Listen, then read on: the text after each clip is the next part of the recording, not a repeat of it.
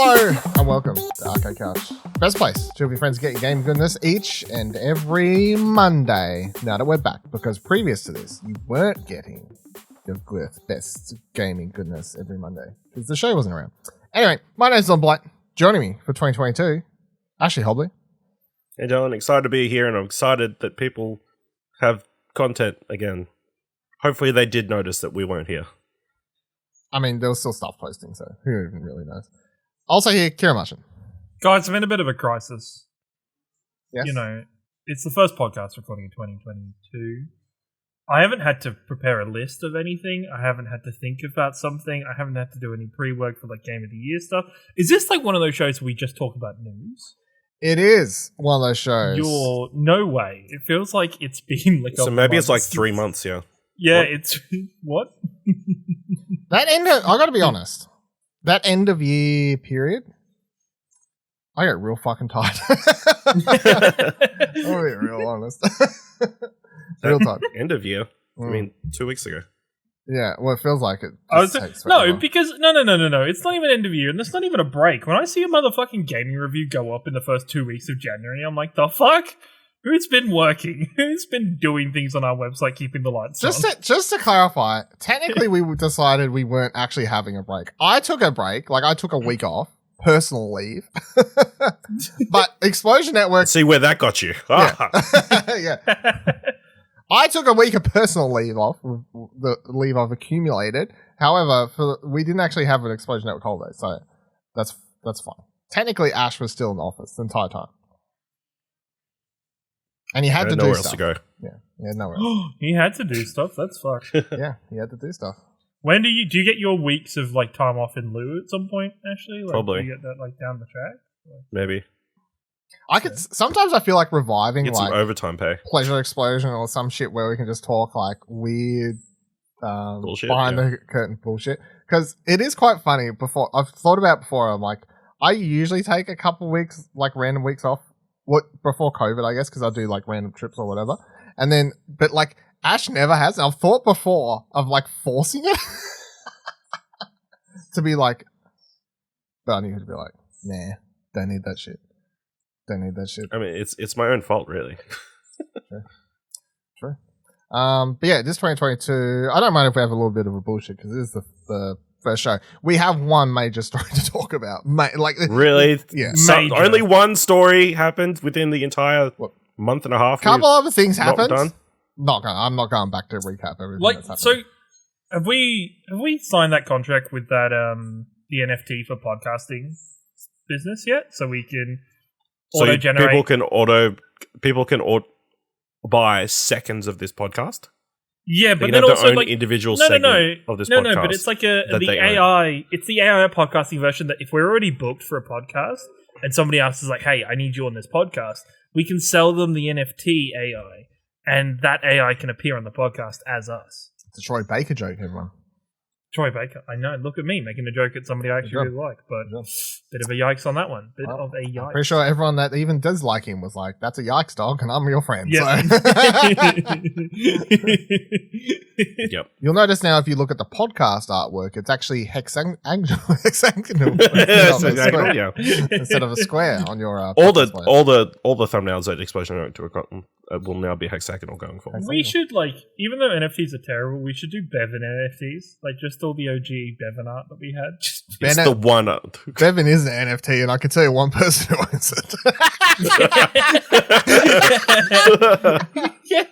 yeah, okay, that's fair. Yeah, the T is not for token. Boom. Got him. Yeah, Kieran, how's your 2022 been so far? What did you do on your... Yeah, because I mean, me and Ash recorded a couple of things, obviously here and there over the last couple of weeks, and you have been recording, and Boba like Fett that. was not nice, and was like, we're gonna release episodes over. No, started watching animes, Final Fantasy, a lot of Final Fantasy. Just taking it easy, just chilling out. I'm actually really excited for games to start coming out again, because I'm at the point with Final Fantasy where I'm like, breaks from this game would be awesome. But I keep like trying to like. I probably shouldn't play this. Look at what I've got, and I'm like, I can't be bothered going. What back does to it say psychologically where you're like, I kind of wish other games would come out so I could stop playing this game? Like, you need another game to release so you can stop You need an playing. excuse. Not that you could it's just not stop even. playing. It's not even another game. It's just like I go through my anime and like the weekly anime, and then I'm like, I want to play a video game. Something else, please. FOMO me into playing you instead of Final Fantasy. Like, give me a good reason to play something else. Like, it is just. I think at the minute I'm just waiting for new stuff to start coming out, which we've got on the horizon. And there's been some cheeky tweets. Well, that's one of the points I need to finish that game. I think Michael put in the Discord a couple weeks ago asking if I still hadn't finished or something, and I was like, It's one mission, man. I'm like one mission away. Like, it's literally like I think I tricked myself into one main mission. time. Yeah. But so I'll have that ready and we'll jump into for a bit of most. But no, I'm just excited for new games, new content, and for new podcasting adventures with all of us at the Explosion Network. I think we had, big year last year in terms of growth, so I'm excited to see where it goes this year. Ash, what have you been up to? Not much, Lost a lot of procrastinating, to be perfectly honest. That's the I was going to say, wait, is that supposed to be something? Isn't that normal? Or that's that's normal. you normally, right? Like, that's like, like I think one of the behind the curtain of Game of the Year stuff is Dylan being like, "Hey guys, get your shit in.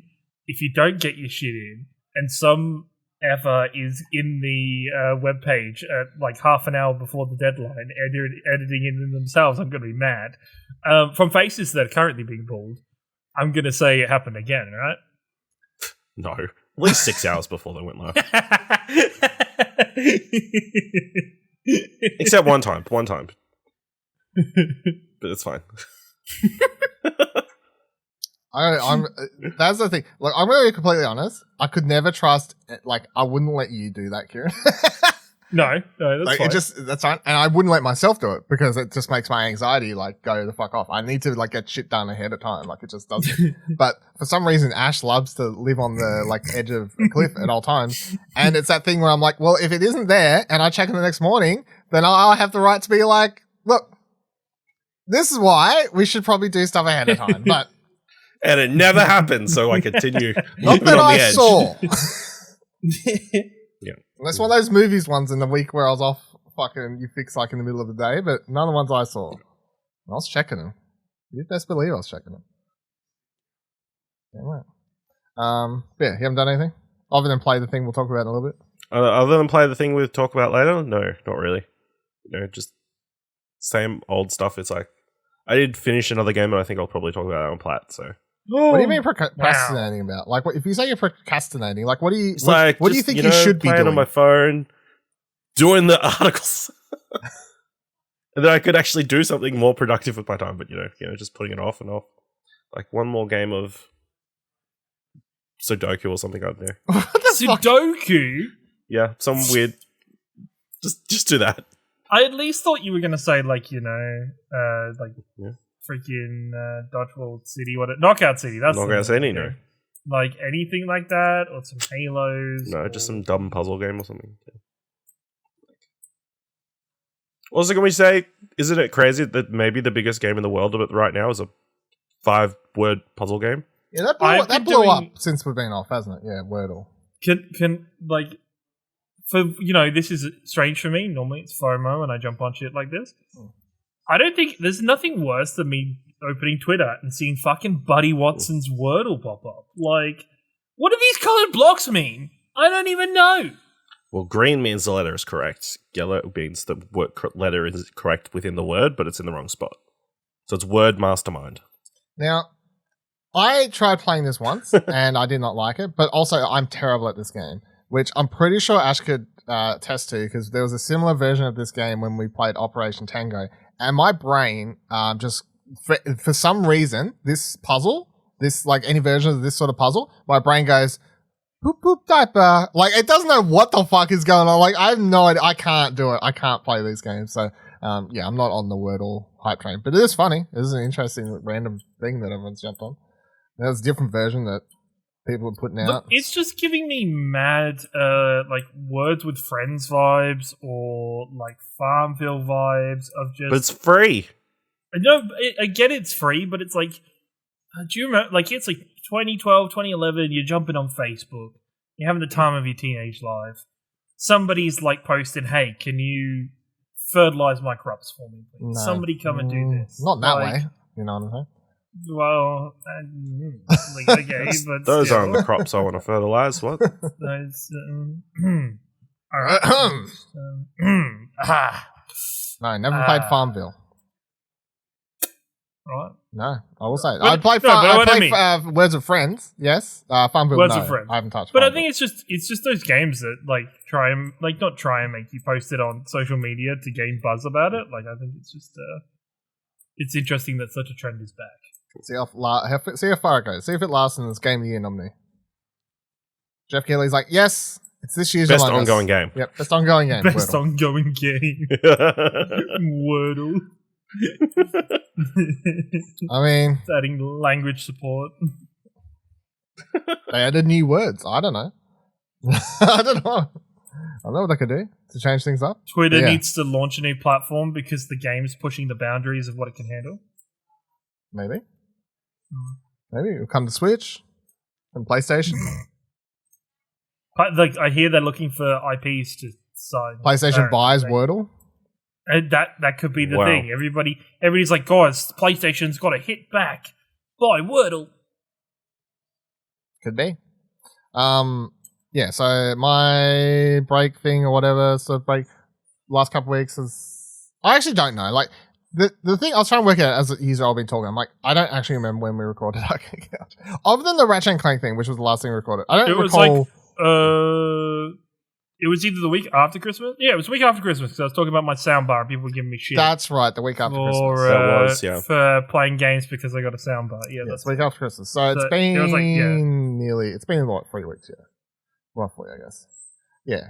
So life's a play. But you two really, because you had Boba Fett, and like this week you kicked off with some recording sessions, and you've done the Matrix stuff.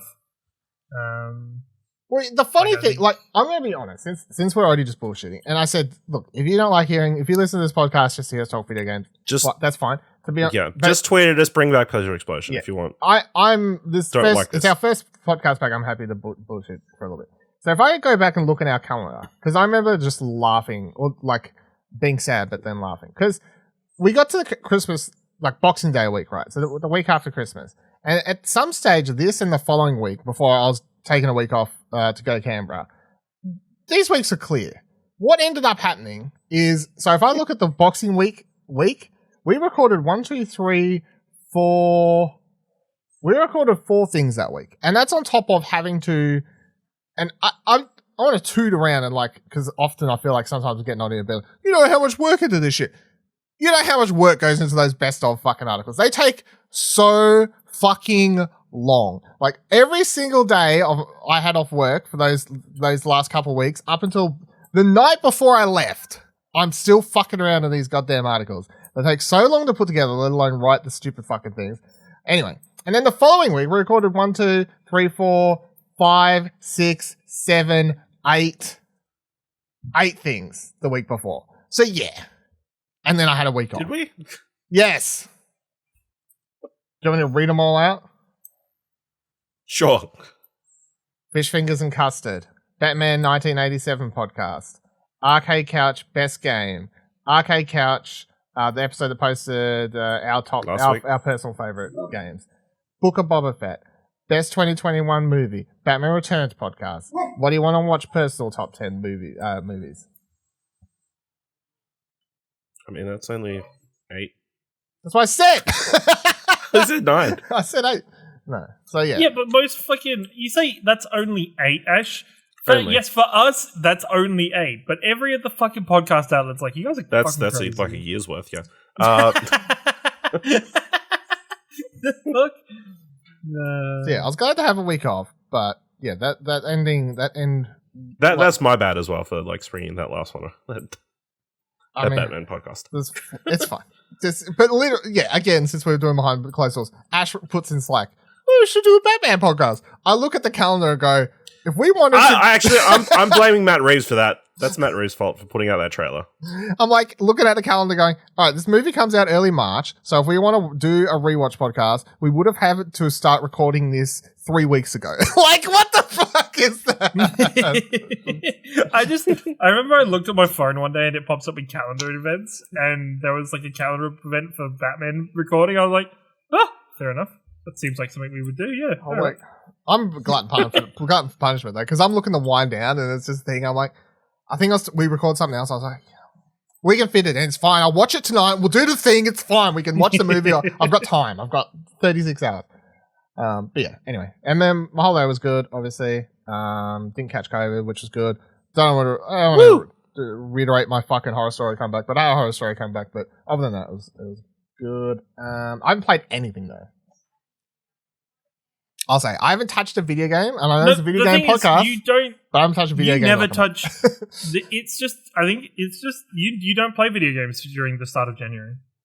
I don't. Normally, don't. if you don't have anything better to do, you just watch movies all the start of January. Yeah, like when we actually took breaks, that's all you would do. You wouldn't play video games at all. Nope. So looking forward to playing some video games this year, everyone. I actually don't remember the last thing I played. It might have been Halo with Buddy in like the end of December, I think. Was probably the last thing I touched video game wise. I turned on my Switch once and went, cool, there's games there, and then turned it back off. That went well, yeah. I played some Pokemon Go in Canberra, actually. Ooh. I did see the pictures of you and Cherie with some cuties. Yeah, the community day and all that sort of stuff. And Pokemon. Yeah. Got him. That's smooth, actually. Actually, you know what? Right, so people you can't have heard. Well, Dylan's refused for everybody in the public to hear what happened at this before the podcast started recording. But I will say, so far, Arcade Couch Ashley actually impressing me. I'm actually on board. So far, we'll wait till the end of the show. I'll probably be off board by the end of the show. I'm just gonna. So far, Arcade Couch Ash is on fire. Just to clarify, not censoring Arcade Couch Ash. Ash can say, if he remembers, like a couple months from now, he can say what he was going to say. But it was too far. The ruling was it was too far. Yes. Which the ruling by Dylan. Dylan single-handedly ruling. I was all in on that. I was all in. It's not a thing. It shouldn't. The line would have been crossed, I think. Anyway, all right. What are we here for? Video games. Okay, so let's actually do a show. That was a bonus episode at the start of the show. Now, welcome to Arcade Couch. Let's talk about games and stuff. So firstly, glad to be here. Yeah, glad to be here. Me too. Glad to be here. Good job. Well, glad to be here. Again, best of. So just in case you missed it, I just want to run down our list in case you haven't seen the article. But we did put up our top 10, of course. We did our personal games list last week. You could listen to that. But the official Explosion Network top 10 video games of 2021 were, in order, or 10 to 1. From Returnal, Final Fantasy 14, Endwalker. Yeah, boy. It Takes Two. Yeah. Death's Door. Deathloop. Halo Infinite. Life is Strange 2 Colors. Unpacking. Marvel's Guardians of the Galaxy. And number one, of course, Ratchet & Clank Rift Apart, which, in case you missed it again on the podcast feed, was a bonus best game discussion thing. So you've got that. You've got all the other times we talked about it. You've got the spoiler review discussion thing we did as well. Plenty of Ratchet & Clank Rift Apart discussion over the past year that you could have looked into. But yeah, make sure to check out all of our best of 2021 stuff. Again, explosionnetwork.com/best of 2021. All the games, top 5s, top 10, all the TV, movie stuff if you're interested in that as well. Plenty of stuff to look over, some cool lists, some movies, games, TV shows you may not have heard of. Check them out. Check them all out over there.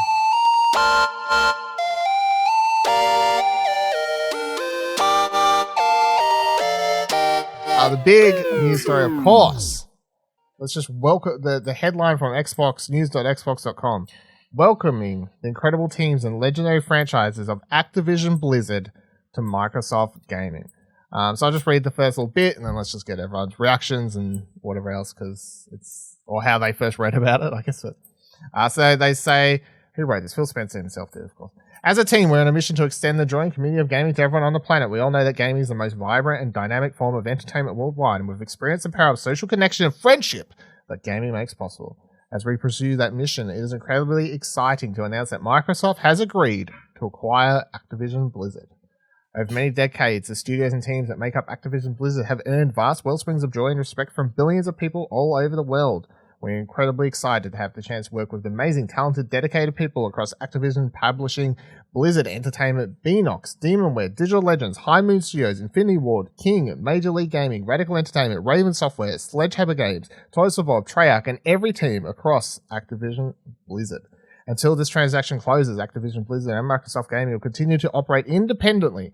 Once the deal is complete, the Activision Blizzard business will report to me as CEO Microsoft Gaming. Upon close, we'll offer as many Activision Blizzard games as we can within Xbox Game Pass and PC Game Pass, both new titles and games from Activision Blizzard's incredible catalog.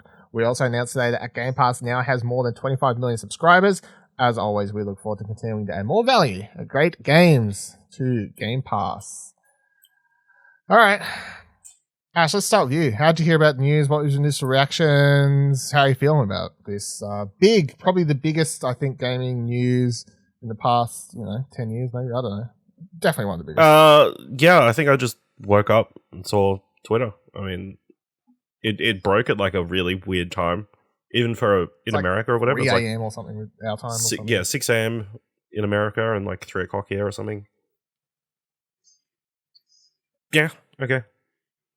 That is a very Ash response. No, I mean, obviously it's a massive acquisition. And did you just say it's a Macca's?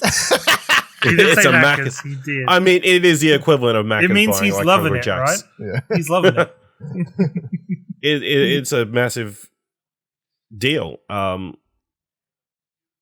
yeah, I mean, it's hard not to go, oh, they've kind of taken advantage of the situation that Activision have kind of put themselves in with all the sexual allegations and the bad workplace and that all that stuff that they're currently being done for at the moment. It explains a lot as to why Bobby Kotick is still around. Obviously, this has been in the works for a while. I've seen differing reports as to whether Activision went to Microsoft or Microsoft went to Activision. But yeah, it definitely seems like the reason he hasn't been fired is because they're trying to get this deal through, and then he'll walk away with a giant sack of money when this is all done. And so that kind of leaves everybody with a bad taste in their mouth, I think. I think it's not great because obviously Activision is like a massive publisher. So that's another massive publisher that Microsoft has taken off the board. But yeah, I think it'll be interesting to see the ramifications of it going forward. How does that affect Game Pass? How does that affect Activision's output, Microsoft's output, and all sorts of stuff? So I'm sure we'll get into it all. But yeah, interesting story. A lot of money, like a ridiculous amount of money. 70 billion, I forgot to mention, because I'm sure everyone's sick of hearing it. It's 68.7, but yeah, once Microsoft has to pay all the fines for all the problems Activision have been in, it'll probably be closer to 70, yeah. Kieran, how'd you hear about it? How are you feeling? I think the same. I woke up and opening the old social medias while getting ready for work, and I'm pretty mixed on this. Just some leading up to this, there was an article that came out a couple of weeks beforehand that I read about Philly Spencer not wanting to comment too harshly about Activision Blizzard and everything going on there, and kind of being a bit not standoffish, but not willing to comment about everything bad going on there. And I thought that was really fucking weird for Xbox, and I thought it was really weird for him, because I see that I see them as some actually a pretty good force within the gaming community for that kind of thing. But now that this deal comes about, it kind of makes a lot more sense. Why? And that continues that during the period of this deal, and because they're purchasing them, members of Microsoft can't really badmouth Activision Blizzard. They can't really say anything kind of too against it. I was really weird. There was an article from the head of Microsoft about the acquisition. He said a really positive comment about Bobby Kotick, and I was like, "The fuck? Why?" It is. I feel like because of the deal and everything around it, they have to be very kind of either positive towards it. look, the bad thing in the room and the elephant in the room with it, and the main negative is that he's going to walk away with a fuck ton of money. I think I read something like he owns hundreds of millions of dollars worth of stock within Activision Blizzard, so he's going to get a fucking massive wad of money once the deal goes through. For me, I personally think this is great. I understand it's a bad thing in terms of you're not getting your Call of Duties and stuff on PlayStation anymore. Not for the foreseeable future, it will still be on PlayStation because they have to pause the show. Press Start writes, Xbox has confirmed that Call of Duty will stay on PlayStation with all current agreements kept. In a statement provided to Bloomberg yesterday, Sony said that, quote, we expect that Microsoft will abide by contractual agreements and continue to ensure Activision games are multi-platform. Xbox head Phil Spencer has come out to say he had good talks with leaders at Sony, and Xbox is not only committed to honor all existing agreements upon acquisition of Activision Blizzard, but they have the desire to keep Call of Duty on PlayStation. He went on to say that Sony's an important part of the industry. Obviously, this doesn't 100% confirm that it will stay on more platforms, but it does sound like Xbox has every intent to keep it there. So his exact tweet says, because it's guaranteed it's all in the word, like every detail's in the words here.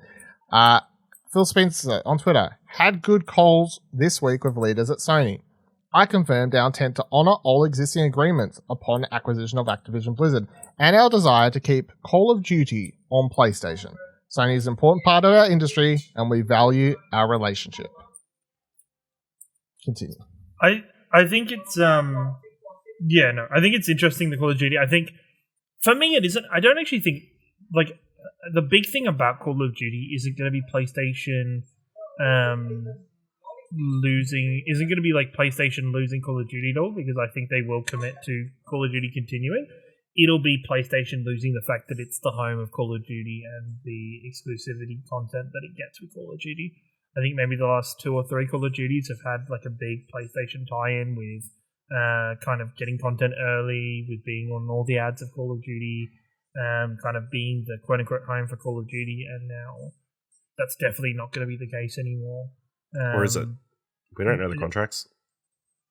I think maybe for the imminent, like maybe 1 or 2 more years, but post that, I don't think they'll do that. Like, I think for that kind of thing, they are willing to fulfill the contracts, but after that, no shot. No interest whatsoever of that still happening. I think Microsoft would be dumb for that to continue happening after the contract. So what Microsoft should do is put out 2 crappy versions of Call of Duty real quick in the next 6 months. And then be done with it. I don't think the thing is, I don't believe Microsoft will do that. I think they would be tampering. I think one of the really interesting things about this deal is the fact that the immediate announcement is Microsoft is buying them, not that like normally they have to go through like I think it's like, is it Fair Work or Monopoly checks or something normally, where they have to kind of see if a deal's fair and everything. They're already past that point by. I don't know. It's still another 12-something months before anything's going to be. It's still 12 months for the purchase, but they wouldn't normally. They're looking into it. Last reports are that people from those places are currently looking into it because they find it a bit iffy. However, it's worth noting that the exact same thing happened after Disney announced that they were buying Fox, and everyone was like, "This won't go through," and then it did. So yeah, well, they did have to sell some stuff.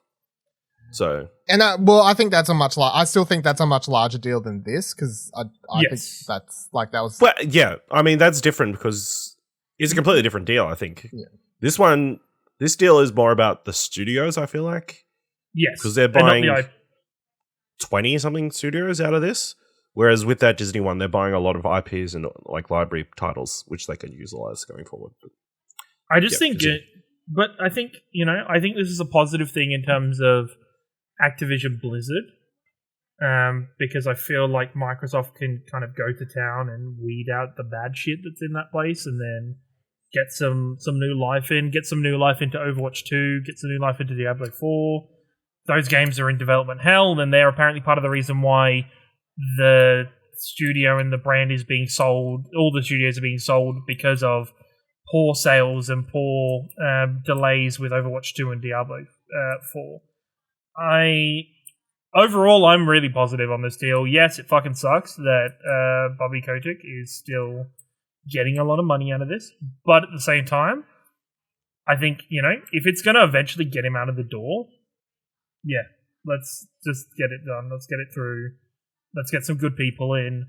Let's bring like kind of Activision and Blizzard titles through to a better point. Because I think, it was really unfair on Call of Duty Vanguard's launch that it launched amongst all the bullshit.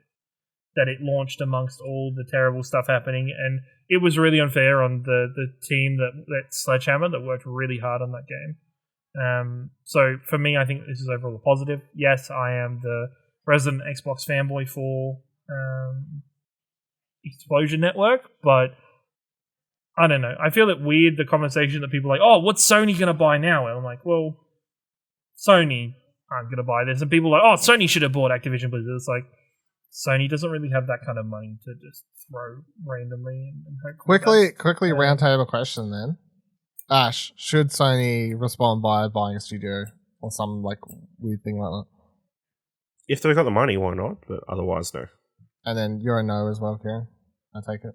I don't think Sony needs to. Like, honestly, I think, yes, Sony doesn't have like a first-person shooter studio in their wheelhouse. But at the same time, they've already got an amazing kind of portfolio of franchises and development studios.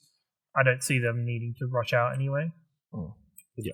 And we know they've made like a bunch of deals with different studios in the last 24 months that hopefully will prove fruitful in the next 12 to 24 months. So yeah,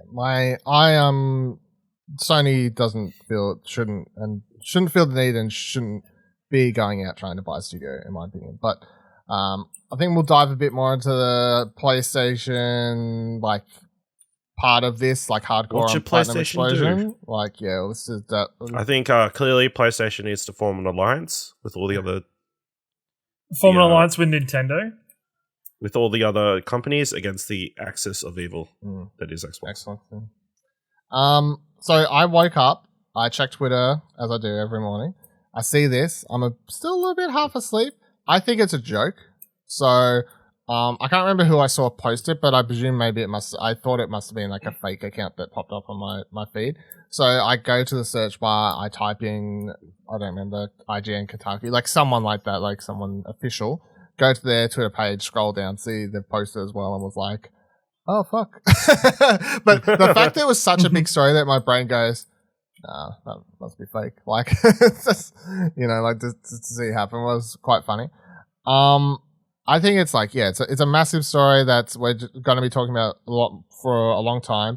It is the reason it's so much bigger than the Bethesda thing, which was still a big thing simply because of the size of Activision and what's within them and the history there and the amount of studios they have and everything. Like for people who are doing a bit more comparisons and stuff, Activision owns like one of, the first or second, I guess you could say Grand Theft Auto is like the biggest selling game, but I'd still say Call of Duty, biggest gaming franchise of all time, probably.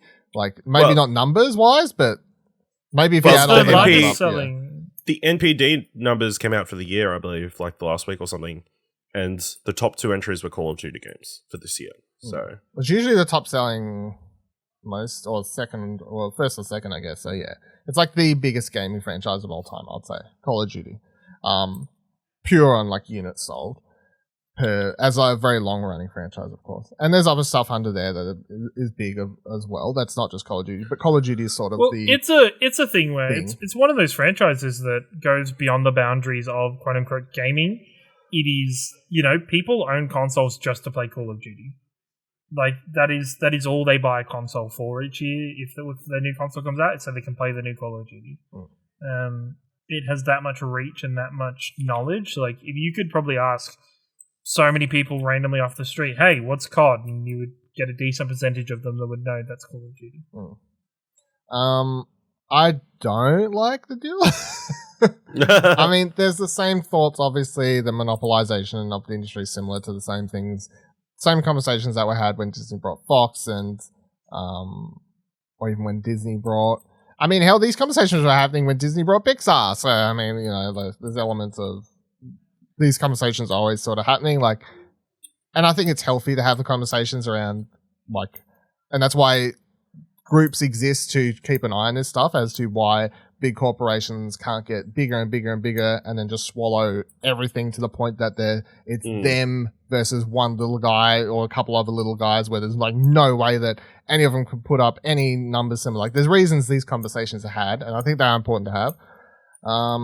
I think it's a really weird one too, because if you buy a studio, it's like, okay, you bought a studio, but this is buying an entire company. Like, it's Activision was such a big beast with so much within it. It's kind of hard to fathom, like, buying something like that and what that contains. It's just so much different than if they were like, we brought Raven and Treyarch. Get fucked. You know, like it's like we brought literally everything. So yeah, there's the monopolization stuff that's just always going to be a bit iffy. And I mean, it could be 5 years from now and I'm like, you know what, everything turned out right. But I mean, as a just butt clench reaction, I was like, don't know about that. And then what? As like a parallel question for you, what do you think about Disney now, looking back?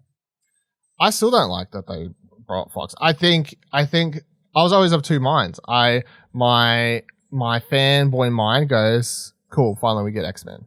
But then the other side of me, the adult side or whatever, that's not the pop culture nerd fan going, yee! Like that side of brain was always like, nah, this ain't good. This is going to be good for Marvel, but is this good for everything else? And so far, the answer has been no. Like there's still like stuff where I can point at Fox properties and go, this thing got fucked. This franchise, they're doing nothing with it. This thing they've buried. These other random movies that they put. I mean, fucking, they're still not putting out. Buddy mentioned on that podcast he did today. Actually, shout outs to the Radio Watson episode he did with Paul James. That was good. I can't remember what it is, but he mentioned that one recently. The Ben Affleck. Oh, the Deep Waters movie. Yeah, and that is a very good example. That's a movie that Disney's more or less trying to like. Well, I mean, another key example is they're just doing this Ice Age, Buck Wild or whatever his name is, which I watched the trailer. Series. Looks good. Yeah, but that's after they closed down the studio. Yeah, after they bought Fox. Yeah, they closed the studio that made those films. Ice Age, yeah, yeah, and now it's not a big franchise like it used to be. Now it's a secondary third-tier franchise because Disney have their much bigger animation stuff. So they brought Fox, they get what was once a pretty big franchise, and now they bury it under everything else because they're like, we're not going to give it the same push because we got all this other shit that's much better. I mean, even their big stuff, they're just giving and putting away on Disney Plus for free. But whereas a lot of that stuff, it's Pixar stuff. Giving away for free, I mean, giving away with a subscription. Yeah, so I'd say my feelings on the Disney deal it's still the same with the Disney Fox deal, which is I look forward to seeing the characters they got. That's cool, I guess, but I still think they've completely fucked over a lot of the Fox owned properties and stuff like that. Like maybe the the Alien thing comes out, the series, and I'm like, oh, this is actually pretty good. But again, I don't know, there's a lot of weird stuff there still. What the fuck was I going to say? Oh yeah, and then the Activision stuff is, of course, the other major thing that straight away you begin thinking about, and that was the sort of thing that straight away sort of annoyed me the most, which is, it's like, okay, well, Phil Spencer gets the easiest way out. Like, he's won. Like, he's won now. Everyone else there, the board members they've kind of won. Bobby, you mean? Who did I say? Sorry, Bobby Kotick. I mean, sorry. Phil. To clarify, I meant Bobby Kotick. Gets the easy way out. This is where mixed reports come from. There was a report I read yesterday that was saying that Bobby didn't actually want to sell the company. That he wanted to keep things as they were, but the board members overruled him. I wouldn't be surprised if he wanted to stay on board because I'm pretty sure he liked his position there. He liked the amount of money he made. He liked his $1 billion fucking extra bonuses he got every year, whatever stupid shit. But yeah, I wouldn't be surprised if maybe he got pressured under all the recent news and stuff to finally just be like, fuck it, take the money. But the annoying thing is obviously the deal's going to go through. He's going to leave. A bunch of other people, management, are going to leave too. Like there's going to be a whole bunch of people that leave Activision, but none of them are going to like two are as bad as it sounds. And this isn't to say I wanted all the development the studios within Activision just suddenly fold, disappear. But I honestly, like Activision as a whole, with Phil leading that ship and a bunch of other people in there who were aware of what's going on, I nearly wanted them just to run that into the ground and just fucking die with the ship going down, like sink their own ship to a degree. And it sounds bad because, of course, I don't want the studios there to go down with it. But the thing but is, I mean, I don't think, that they deserve that to a degree. Like, they deserve to just sort of run that shit right into a fucking sea. But do you... I don't think there was ever any situation in which it was going to end poorly for them. You know what I mean? I mean, either he was going to get fired and get a massive payout, or this was going to happen, or he was going to resign and get a massive payout. I mean, I think him being found guilty, which could still happen technically, of something by the California state, and then having to step down because of legal issues. That was apparently he has a real complex. What do you want to call it? Like a complex. He likes his. He likes to be seen in good eyes, or like that sort of whatever that. So, but maybe this is a good thing then, because once he's no longer a part of the company, then the company itself doesn't actually have to defend him or anything. They don't. As soon as they. But if he gets no comeuppance, he gets a big major payout, and he goes to another studio, starts another studio. He goes to. I don't think completely different. We'll never see. Maybe not gaming, but even then, like if he goes to a completely different world, he goes and works with Donald Trump. I fucking don't know. Either way, he's still out there getting like zero comeuppance. For that's a problem. Like, I don't care if he's in gaming or not. It's just it feels like such a the good news is that it's good for Activision's studios, right? Here's who really is this news good for? It's good for Xbox. And it's good for Activision, and the studios. Some would argue it's good for gamers. I guess if you're an Xbox player, sure, but gamers as a whole, I would say no, because gamers as a whole, we're talking everyone, right? So it's not really good for all gamers. It's good for Xbox gamers, I guess. It's good for Xbox as a company. It's good for Activision as a company. It's good for the studios within them because they're about to be brought into this Xbox. Microsoft culture, which is, of course, according to our reports, much better than Activision's culture. So it's good for all them. But is it everyone who wanted, and deservingly so, to see a bunch of the people, including Bobby, get what was sort of coming to them, and people from Blizzard, of course, as well, they're just going to get major payouts and they get to walk free. And I know the looking at the positive way is, yeah, but it's good because they're gone and it's going to be good for the companies. And it's it is, but also, I mean, from someone who just wants to see people who deserve to, get something, they're not going they just get to sort of escape free, which is the annoying part, It's like seeing the criminal walk free because they, I don't know, they paid the judge off or some shit like that. It's a little bit annoying. The thing is, I think Bobby Kotick is, and people like that are safer while they're still with the company. I think they are less likely to get as prosecuted and as pushed because Activision Blizzard itself as a company as a whole will do what it has to, even that means defending them and shielding them for its own benefit. As a company that is trying to make a profit. If they're gone, company doesn't give a fuck anymore. Is there email chains that need to be handed over? The company will be more willing to do that.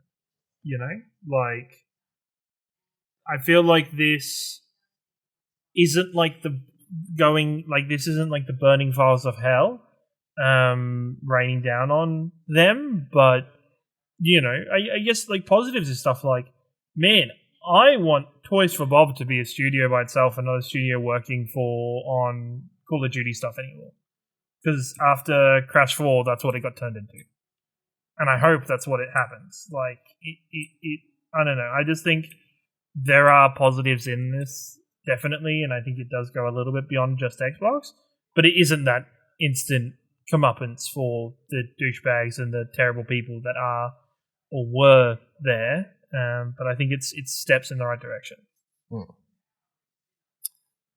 All right, so let's talk what Xbox has and what ones you think they'll actually use and do with, I guess, like the major franchise IP that they've picked up. Of course, there's some buried stuff that people are like, oh, they should bring this back. But major franchise stuff: Crash Bandicoot, Spyro the Dragon, Tony Hawk's Pro Skater, Call of Duty Warzone, Candy Crush, Diablo, Hearthstone, World of Warcraft, Overwatch, Warcraft, Guitar Hero.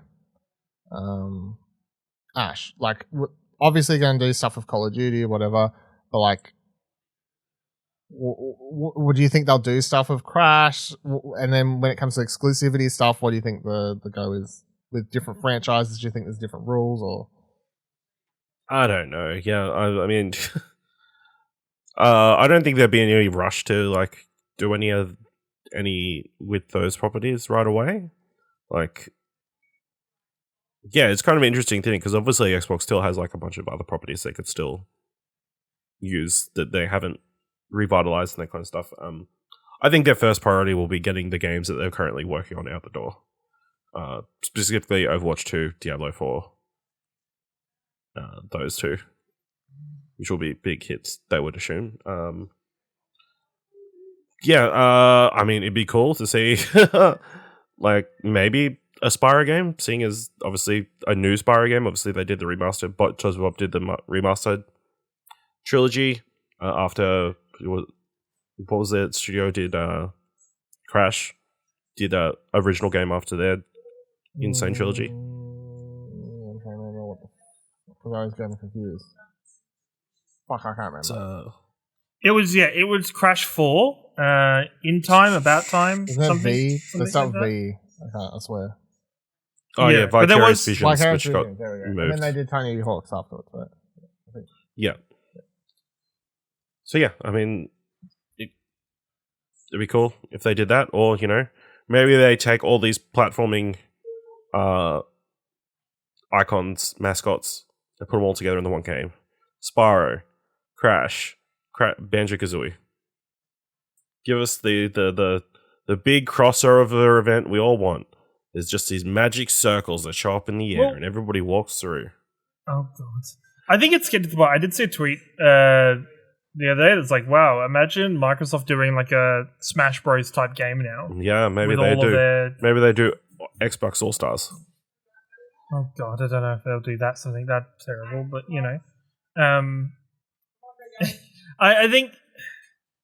I think it'll be interesting what maintains its life on PlayStation. I would be very surprised if anything new in terms of IP or new games within a franchise, and like your Crashes, like your Spyros, I don't think any of that comes to PlayStation. I think that kind of stuff is like perfect quality Game Pass stuff.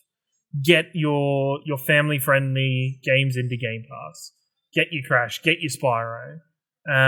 Get the Age of Empires team to work on a new Warcraft. Like the game that most interests me about this deal is I want to know what the fuck Microsoft does with World of Warcraft. Because That's all that's doing. insane. A giant circle pops up, and then you walk into ESO Online through World of Warcraft. That's crossover. That's the thing. They now own ESO and World of Warcraft. It's a massive event. The war between the two MMOs, and then they all come together. And like as of late, what? World of Warcraft has been suffering in terms of public view and public opinion about that game.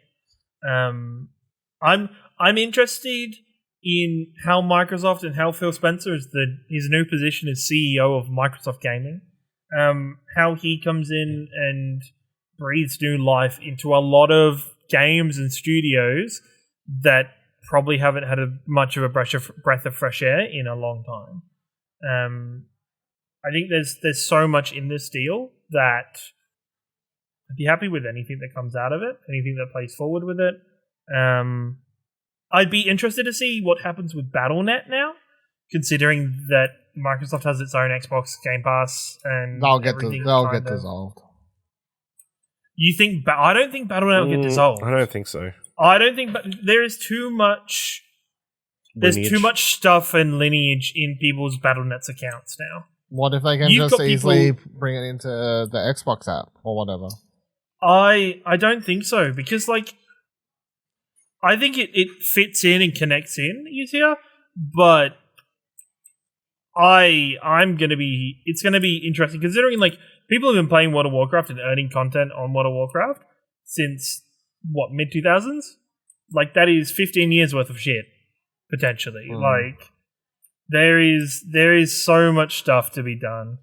They'll just integrate it into the Xbox app. Then they'll have you'll launch it via the Xbox app. Surely. Well, the thing is, the thing is, right, is I would love to see them use Battle.net, rebrand it as Xbox, and bring Xbox stuff into Battle.net, because Battle.net as a launcher shits all over Xbox's stuff. Like I think the Xbox apps are still technically in beta or whatever. So like they're so bad. Just go use Battle.net. Just rebrand it as an Xbox. Rebrand it as like Xbox Battle.net or some shit, and have Game Pass in there. Have it so that you can log in with a Battle.net account or a Microsoft account. Like it's I said there's plenty.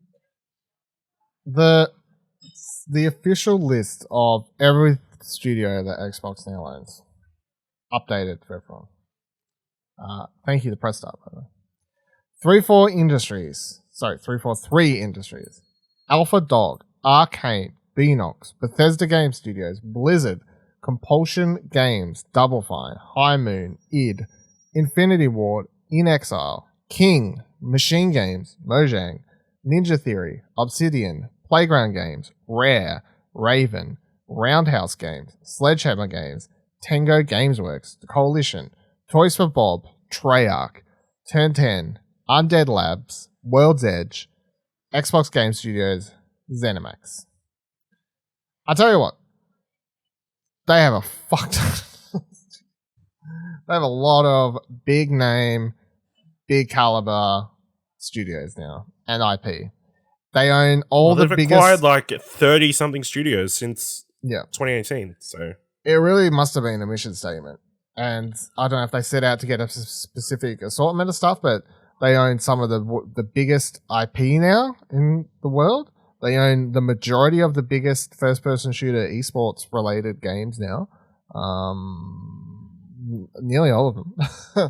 And they own a infrastructure in which they're going to release the majority of these games on a streaming service, which is the other interesting thing. Because Activision is about to go from the highest selling game at your local game store to Call of Duty's. Nobody buying a game. Everybody's not buying Call of Duty because it's just on Game Pass, which is going to be really interesting. Top on MPD to not being on the list ever again. Yeah, that's going to be the interesting one, I reckon. See what happens. My thoughts on I think I was going to say on the exclusivity thing. I think Call of Duty, like the Phil comment from the article before, there was a quote. We honor all our existing agreements upon Activision, Blizzard. Of course they have to. Legally they would have to if they've got agreements. And our desire to keep Call of Duty on PlayStation. I think it's worded very specifically. So if PlayStation has agreements for Call of Duty stuff through to 2025, 2026, they'll honor it till then. At that point, they can do whatever the fuck they want. Also, keeping Call of Duty on PlayStation, as far as Phil's wording goes, and he wouldn't be lying, that could solely be Call of Duty Warzone. Yep. Which would be if I was to pick something, I would say Call of Duty Warzone remains on every platform. Call of Duty main games, exclusive. Do you think they take Call of Duty in a Halo Infinite route? And Probably. make it into like a perpetual game for service? I mean, if you're not paying for new installments, you're just getting Game Pass, then what's the point in like releasing it all separate? They make so much money from just Warzone and then Game Pass subscriptions to keep people playing, I guess.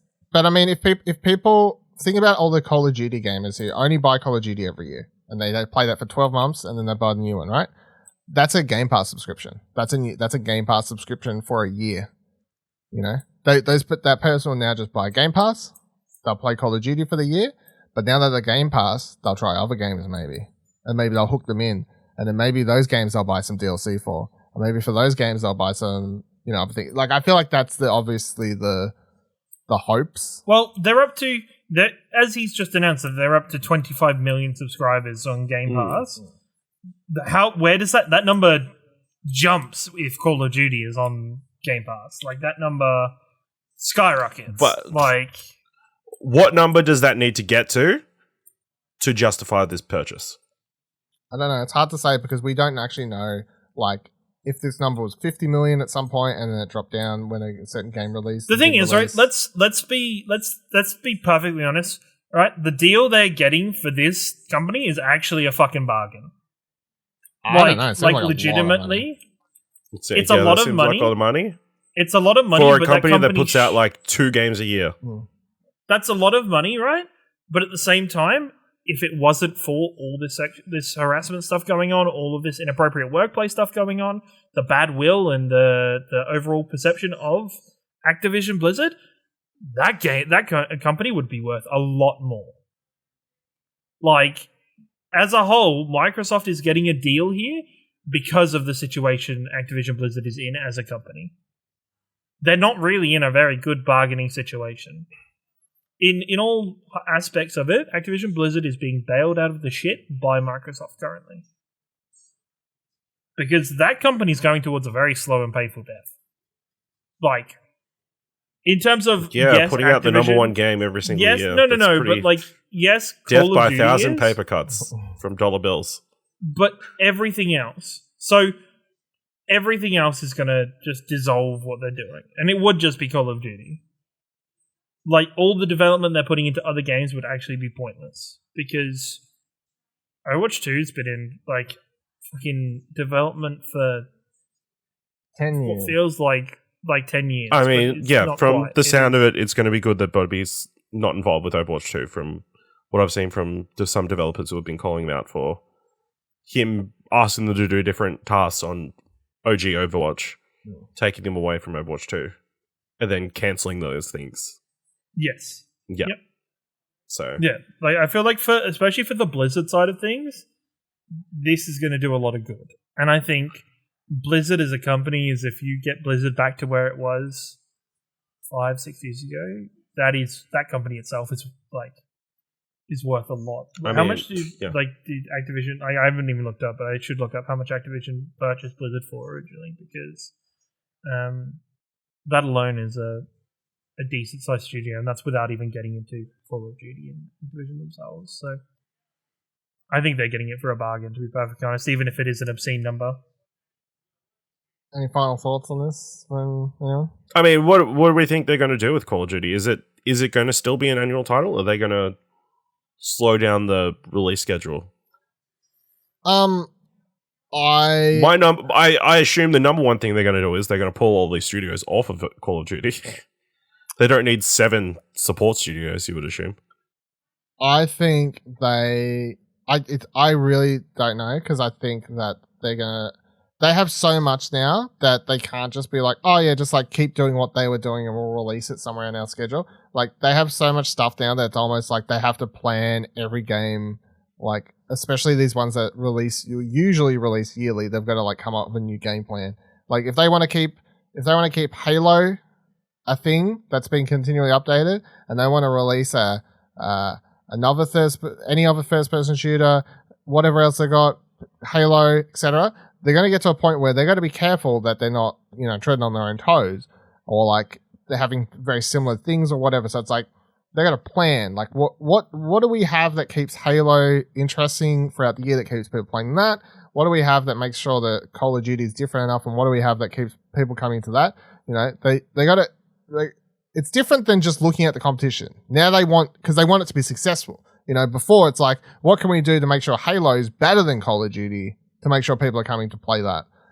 Now it's what's going to make sure people are playing Call of Duty, make sure people are playing Halo, make sure people are playing this. You know what I mean? Like, it's kind of hard. I feel like they have to.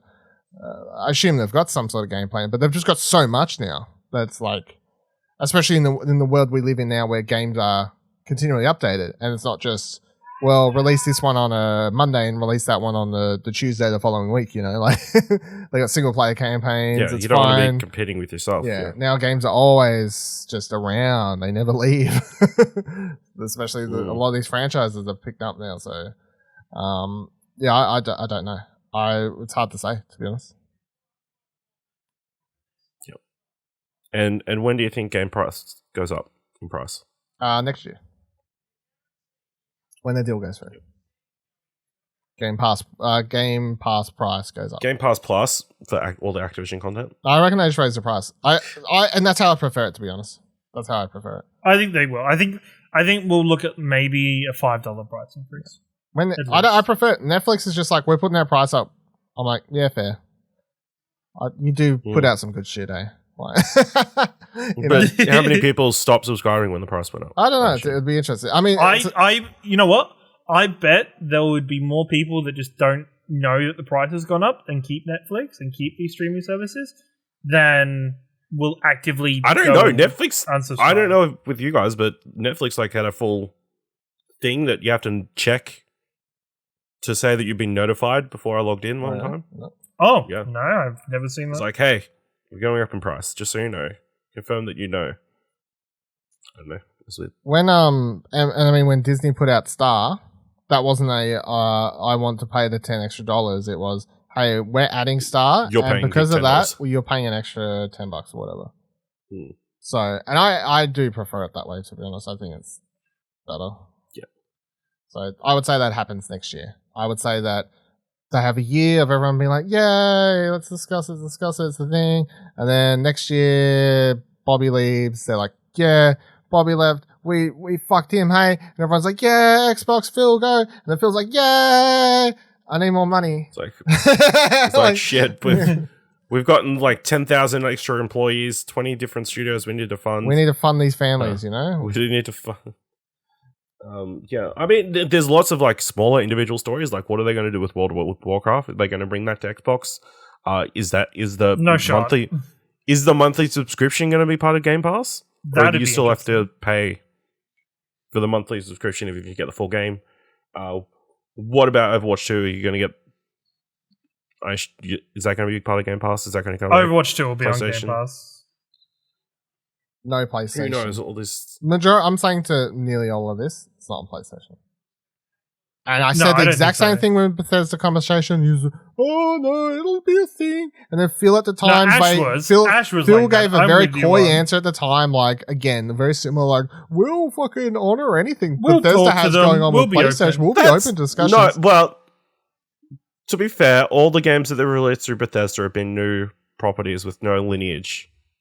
I'm telling you, Fallout and Elder Scrolls. But they've already no shot. They've already announced that Elder Scrolls won't be on PlayStation, and Fallout won't be either. Yes, they have. They have. There's no way Elder Scrolls is on PlayStation. They said Phil said Elder Scrolls is not going to be on PlayStation until they don't get enough subscribers and they need some extra cash. Dude, they already have enough subscribers. $70 billion worth of subscribers. They get 25 million people's worth of subscriptions a month.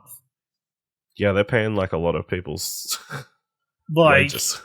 They're paying a lot of studios for that don't put out very many games. Also, at the same time, Xbox is backed by Microsoft. They've got a bottomless pit of money. So. Yeah, they have a war chest that honestly, if we're ever talking about this kind of console war that gets put on and people talk about, Sony needs to buy something now. It's let's be perfectly honest, Sony's never going to be able to keep up with the Xbox if you're going to get into a war of buying companies. Because Microsoft just has a bottomless fucking pit of money that they're just here you go. Take it. Do what you need to. Yeah, it's actually, if you want to watch something interesting about that Power of One or whatever the hell it was called, Xbox documentary they put out for the 25th, whatever it was, anniversary thing, at the end of last year. It's just on YouTube, isn't it? Yeah, it's just on YouTube. That's watching them talk about the original Xbox and how it was just, the couple of people being like, we need this, and it's Microsoft's like, yeah, sure, I have a bunch of money to go play in the corner and come up with stuff the original Xbox was the original Xbox designs were overpowered and over-engineered because of how willing Microsoft were to spend money on it. Just because there was stuff in that console. Because they wanted to win. They were literally we'll spend however much money it takes to come into the console marketplace and be the top dog. That was the game plan. Like, it's like, we want to be the best. Here's all the money. Go for gold. So, yeah. They've always been happy to spend money. They do like making money, though. Understandable. Which I'm sure they are with Game Pass and everything going on, because we're now at the point where we've had Game Pass for, 2-3 years? Game Pass is just getting bigger and bigger. It's not slowing down. I'll tell you what, though. If people complain about having to pay the price increase when it inevitably happens, I'm going to be annoyed, because what has become the slogan? Like, everyone sort of has the whole, like, such a good deal, like it's bargain, like all that sort of speech that everyone uses to describe Game Pass. It's like, look, it is a really good deal. It's great value. So when the price goes up, you can't complain too much, because it is a really good deal. Like it's quite cheap for what you get. It's a really good deal, ruining people's perception of the value of video games. Yeah. But when the price goes up, you can't have everyone suddenly being like, nah. Does Netflix ruin people's perception of movies? Yes. The value of movies? Then nobody wants to pay for movies anymore. That's fair. I was about to say, yeah. I mean, kind of. The number of people bitching about having to go out to the theater, it's crazy. And I don't mean, if you're like, I don't want to go to the theater because of COVID, fair. If you're like, I don't want to go to the theater because I don't like going to the theater, nah, dog. Yeah, and then the number of people I've seen complain about Dune being like $30, but it's like released 2 months after it was in cinemas. Yeah, wait for the normal rental price. It's fine. This is the way the world works now. See, Game Pass just ruined the perception of everything. Streaming services kind of ruined everything, to be fair, but in a whole, every streaming service. I'm buying the Game Pass, yeah. Well, it didn't come first. Netflix was kind of first. The maps? You got me there. Yeah. I thought so. All right.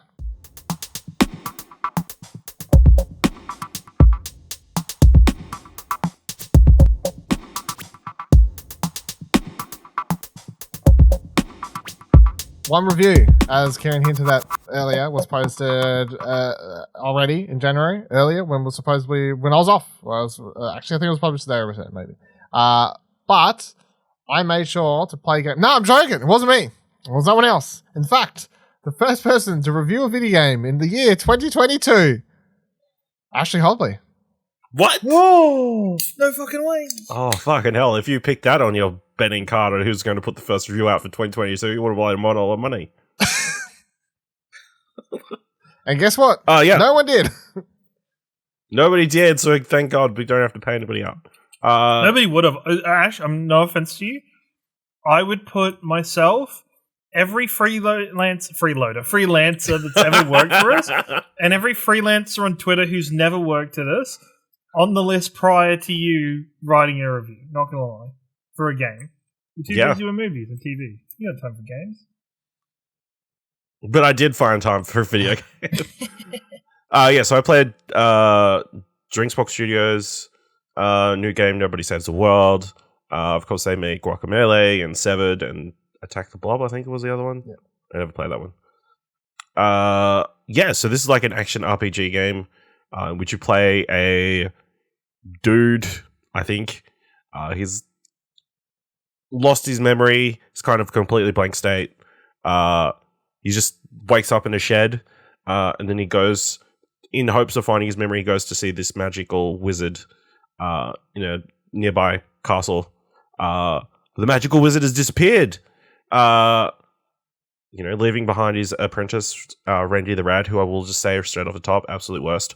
And he comes across this magical wand, which allows him to change into various different forms, which is the main basis of the game.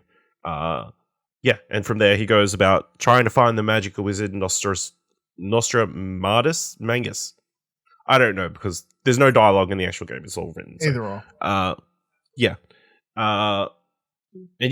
And then there's this oncoming calamity that they're trying to stop as well. So, that sort of thing. The main guts of the game is this form magic switching. So as you go through, you'll be able to unlock different forms you'll be able to transform into. Like, you start off being able to transform into a rat, and then like a swordsman or a ranger, all the way to up like a robot and a necromancer. So each form will have like its own signature ability as well as a passive. And then you'll be able to unlock other special abilities which you can use. And then as you go along, you'll gain the ability to mix and match these abilities between forms. So you might be able to have you'll have the signature attack of the rat, you'll have a special ability from the ranger, a special ability from the swordsman, and like the passive from the robot or whatever. And yeah, and then it's very much a Diablo-esque, dungeon crawling, like explore the world, beat dungeons, collect coins, upgrade, and that kind of thing. Yeah, I really dug it. I think it's got this enjoyable gameplay loop where the way you level up these forms is by completing challenges, by different ways of killing your enemies. Like kill 100 enemies with your signature attack or whatever, and then you unlock that and you get a bunch of experience, that kind of thing. I found that loop super enjoyable and rewarding. It was like constantly getting achievements like every so often, that kind of thing, and like I found joy in just trying to find the quickest way to farm my way up to the next level and that kind of thing, to unlock the next abilities and that kind of thing. I think it's really enjoyable. I think I really appreciate like the puzzle aspect of it as well, and like certain dungeons will have certain modifiers about what attacks work at best and what don't. So you kind of have to find the best combination of things to go together to beat them and like get through easier at least. And then there's also a bunch of like there's like side quests and that kind of stuff, and different like little puzzles. Like one was you get like there's like a thieves guild or whatever that you join, and you have to go through this maze like as quickly as possible, but there's like barrels that go down that you have to avoid. So like I started with like this ranger's ability that lets you dodge like a couple of steps forward, and like I get through like 3 or 4 and I can't get past the last one, and then it clicks like halfway through. I've got a form that gives me ability to go. I've got a ghost form that lets me go incorporeal, so I can just go through stuff. So then I just went through the rest of the level like that. So there's like a bunch of other things like those that like once you think slightly out of the box, the solution to your problem kind of comes along, and I found that element super satisfying. Art style is really cool. The music's really good. The story is kind of light on like actual story, but there's a lot of fun, quirky characters, enjoyable. It's kind of weird. There's like 4 or 5 cutscenes through the entire game. It's like kind of front and loaded, which is I wish there was a little bit more. I wish the story was a little bit more beefier and that kind of thing, or the better, more developed recurring characters and that kind of thing.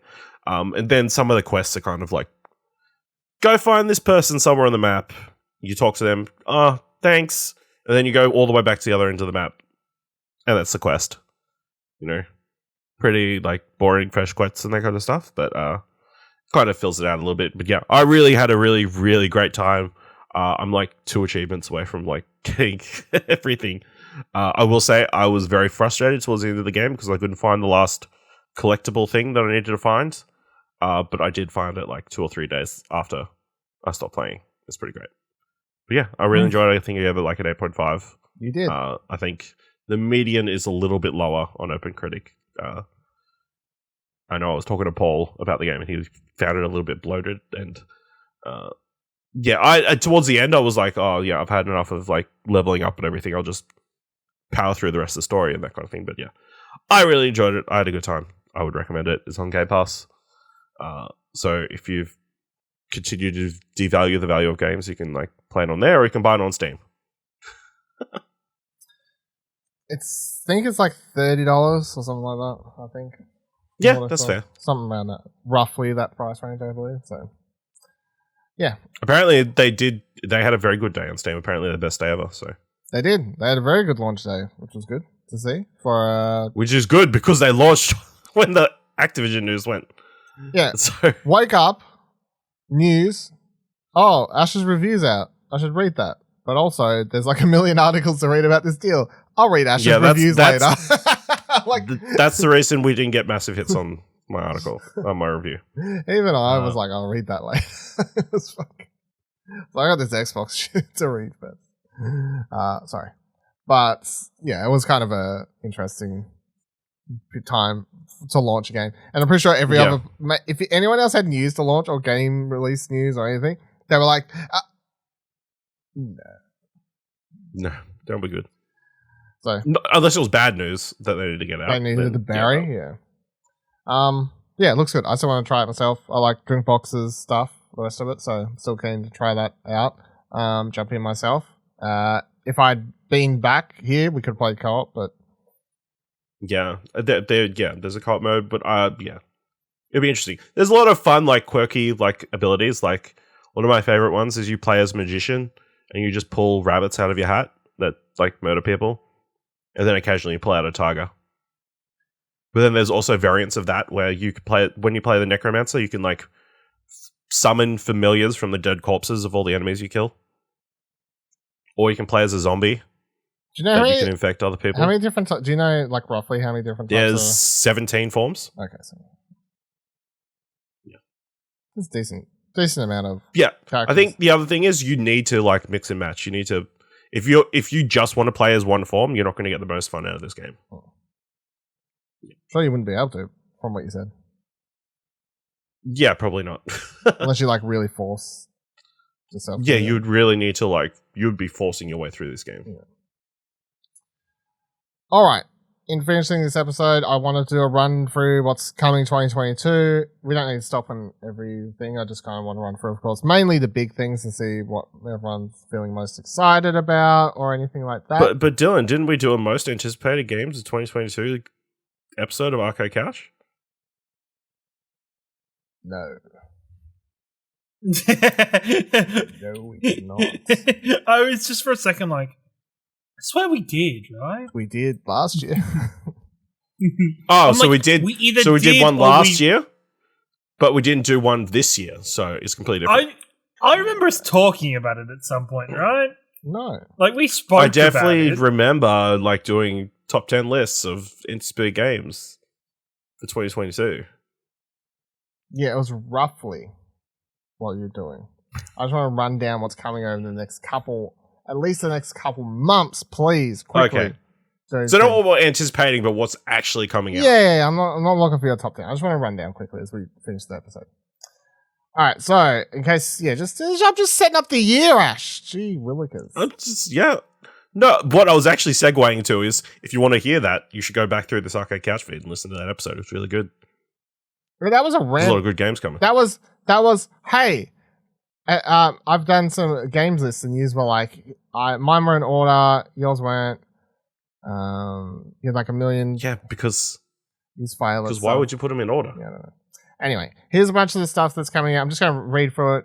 If anyone wants to stop and be like, oh, I forgot about that or whatever, that's fine. But otherwise, I just want to be like, here's what's coming. Here's what we'll be talking about in the coming year on Arcade Couch and whatever else, more or less. So, start this month, of course, God of War just came out on PC. Should have a review. Wow, they modded that real. Have you seen some of the mods? Yeah, I for that? have. Of course, they modded the fuck of it. We should have a review for that in the next week or so, hopefully. I don't know. But no, Nobody Saves the World. Of course, Ash's review. Rainbow Six Extraction just came out. Reviews for that are a bit mixed, but some people really like it. Paparazzi, I should be starting playing that soon. I got a code for that. I want to play that. Pokemon Legends Arceus, still don't know how to pronounce it. Anyway, it's leaked everywhere if you care about that. So Yeah, that's weird. That's weird. I mean, every Pokemon game already leaks, but that's next week. So that's kind of what's happening. Uncharted Legacy of Thieves Collection is also next week. And then we head into February. Life is Strange Remastered Collection is out. Keen to play that. Dying Light 2, Stay Human. A bunch of people playing that. What? Where's Elden Ring? Oh, there. Never mind. Come. I thought it was like I was gonna really say- soon. You know what's not gonna lie, right? One thing I just minor fucking irked is fucking promoted posts on Facebook keep throwing this Elden Ring article at me about Elden Ring being delayed from like 6 months ago. And I will admit, the first time I was like, no, it hasn't been delayed, and I checked it, and they got a fucking click out of me. I But ever mean- since then, I'm like, motherfuckers. That is one of my pet peeves. Like people and them constantly announcing that there's a remake of Train to Busan. I've seen that, yeah. That one Yeah, popped. they like run that story like every 6 months. It's Yeah. like that was announced like 6 years ago. It works, though. Maybe we should take a... Yeah, Maybe we should follow it. Sifu. Avatar 2 is coming soon. Sifu, Crazy. February. Ollie Ollie World, of course. A bunch of previews just went out. All the previews I read from Australia places were all very positive about that. Crossfire X comes to Xbox and the campaign and everything. Lost Ark, known by heart. Dynasty Warriors 9, Empires, Kingdom Fighters 15, Total War Warhammer 3, Horizon Forbidden West, February 18th, Destiny 2, The Witch Queen, February 22nd, Monarch, Martha is Dead, finally February 24th, Elden Ring, February 25th, Grid Legends. Then we head into March, you got Elix 2, Babylon's Fall, maybe. Yeah. March 2nd, Gran Turismo 7, March 4th, Triangle Strategy, March 4th, Spell Force 3 Reforced, Chocobo GP, yes! Assassin's Creed Valhalla, Dawn of Ragnarok DLC, Distant Worlds 2, Tunic, March 16th, The Settlers. Is it though? Yes. Persona 4 Arena Ultimax, Stranger of Paradise, Final Fantasy Origin. Disappointing no one said the catchphrase. Rune Factory 5, Kirby. Chaos! Thank you. Kirby and the Forgotten Land. Trailer just came out for that when we was off, and the release date was announced. Looks really good, March 25th. That's crazy that it's that close. Yeah, it was random. They were like, hey, here's a trailer, here's a release date. No Nintendo Direct or anything. It was just like, hey, here's the thing. Tiny Tina's Wonderlands, March 25th. Lost Ark, Weird West, March 31st. Starship Troopers, Terran Command. April, Legends, Lego Star Wars The Skywalker Saga, which just got a trailer today as well. And it looks really good. Also paired with the news that TT Games, or what that's what they're called, right? TT Games? Yep, TT Games is terrible. TT Games is a big old crunch fuck, so that's a whole thing. April 5th, though, 13 Sentinels, Aegis Rim, MAME, Vampire the Masquerade, Swan Song. Kieran has no idea which game that is, but he hopes it's the one he cares about. Nobody does. Son of Forest, Forspoken, May 24th. Microsoft Flight Simulator Top Gun Maverick DLC. Let's go, because I don't care about the movie, but let's go. Cuphead the Delicious Last Course DLC is in June. AI Solomon Files. Nirvana Interactive. Actually, that's one of those PlayStation, whatchamacallit games, so I'm actually kind of keen for that. China Hero Project thing. That's one of those ones. August, Saints Row. It was delayed. I don't know if the delay was when it was off. I can't remember. Anyway, it was delayed at some point. September, Test Drive Unlimited. October, Against the Storm. November, Starfield this year. Stalker was delayed to December. And then a bunch of stuff that's coming out this year that doesn't have release dates. I'm just going to cherry pick some stuff coming down that we can look forward to playing this year. A Quiet Place game that was released last year. Of course, a Plague Tale Requiem. I need to play a Plague Tale at some point very soon this year. I need to add that to my list. Advance Wars 1+2 Reboot Camp, of course, in case you forgot that was announced. Avatar, the Frontiers of Pandora. We'll fucking see if actually that comes out this year. Bayonetta 3, shut the fuck up, I don't care. It's 2022. It's the year Bayonetta, motherfuckers. It's not coming out. It's getting delayed. They're going to work on Babylon still. No. It's getting delayed. Bear Breakfast. I actually kind of want to play that. China Detective Agency, Coffee Talk 2. I still haven't played Coffee Talk 1. Crossfire Legion, of course. Cult of the Lamb. Let's fucking go. Destiny 2 Lightfall. Destroy All Humans 2 Reprobed. Diablo Mortal. We all have phones, don't we? Digimon Survive. Dolmen. I played a preview for that and I didn't get time to write thing because I completely forgot I would need to do all these articles for Best Of, and I did a bad thing and I overworked myself and I didn't get to write the article. I'm sorry. Maybe I'll talk about it next week. Dragon Age 4. Dragon Ball Breakers. June. Spice Wars. Still don't really know what it is. EA Sports PGA Tour is a thing. Evil West. Fall Guys Ultimate Knockout comes to a bunch of platforms this year, so you can play it everywhere because Epic owns it now. Final Fantasy 7 Ever Crisis. Add that to your list of things you need to play. God of War Ragnarok, of course, is this year. Ghostwire Tokyo might be coming soon, according to PlayStation leaks. Goodbye Volcano High. Hopefully. Ooh, Gotham Knights, Grand Theft Auto 5, Grand Theft Auto the Trilogy, the Definitive Edition comes to phones, maybe. Maybe it'll play where it was originally. Maybe it'll play better there. Hogwarts Legacy, apparently still a game that's coming this year, according to recent news stories. Homeworld 3. I Am Jesus Christ, currently one of my favorite, most anticipated games of 2022. What is this game? I Am Jesus Christ? It was announced like 2 years ago, and then it was like quickly went straight to the Steam wishlist charts because everyone was like, yes, it's a game where you play as Jesus. Is it the same people that made like I Am Bread? No. I think it's a new studio. I remember I put it on my wish list straight away, and I'll be it's a meme. I know it'll go horribly bad, but I'm still keen to find out more. It's what? You haven't seen this before? I think it was 2019, no. 2020 maybe. I don't know. It took a while, but yeah. It's a game.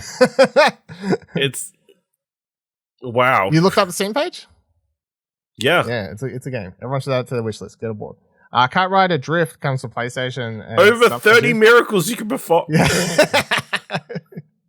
It's so good. I can't wait. Kirby and Forgotten Land, of course. That's already a thing. Lara Croft, Guardian Light, and Temple of Osiris are coming things. League of Legends Wild Rift, hopefully will come to consoles this year. Little Devil Inside, of course, PlayStation. Lumberjack, the one of those indie games that showed up in the times. Marvel's Midnight Suns did get delayed, but of course, it's still coming this year. Moss Book 2. Someone played Moss Book 1. I'm sorry, everyone. I'm really sorry. Necro Ballista's coming to some other consoles. That's cool. Open Roads apparently coming to some other consoles. That's cool. Phantom Abyss will hopefully get a bunch of updates. That will be good. Maybe it'll come out of what's it called? Early access. Sorry, I forgot what I was talking about there. Prince of Persia: Sands of Time remake. Will it make a return? Maybe. Only time will tell. River City Girls 2. I know a lot of people like that, so get excited. Salt and Sacrifice, the sequel to Salt and whatever the other one was called, I can't remember. Scorn, Senua's Saga, Hellblade 2, of course. Session, come to other things, hopefully. Skull and Bones, maybe. I don't really know. Somerville is apparently coming this year. Skull and Bones. That's not a game. Splatoon 3 is apparently coming out this year. Stray, of course. Suicide Squad, Kill the Justice League. It's supposed to be this year. Teenage Mutant Ninja Turtles Shredder's Revenge. That'll be this year after it was initially delayed. Callisto Protocol. Hopefully it's the thing that's coming out this year. Legend of Zelda, the Breath of the Wild sequel. This year. So they say. Legend, the Lord of the Rings Golem. This year. So they say. The Witcher 3 Wild Hunt PlayStation version. Or next gen version. Apparently is a thing. I forgot to delay the launch. Track to Yomi this year. Really excited. That was on my list. I'm most excited. Yep. Valheim probably get a bunch of updates this year as well. Maybe they'll make a return. It was really popular at the start of last year. Maybe it'll get a few updates and pop it up. We are OFK this year as well. Where the heart leads, also this year. WWE 2K 2022. WWE 2K returns this year. Yeah. It comes back this year with the smallest roster of all time. Hopefully it's playable though, so it doesn't matter. I hope there's a release superstar mode where you have to play like a superstar. You play living their 90-day no compete clause. You have to live their no compete clauses, and then after the no compete clauses, you can. That's the end of the game. It ends when they can start working for another. And then in 12 to 16 months, when the AEW game comes out, you'll be able to go into that. Maybe the AEW game comes out this year. I don't know. That'd be cool. The campaign finishes with saying this person's all elite.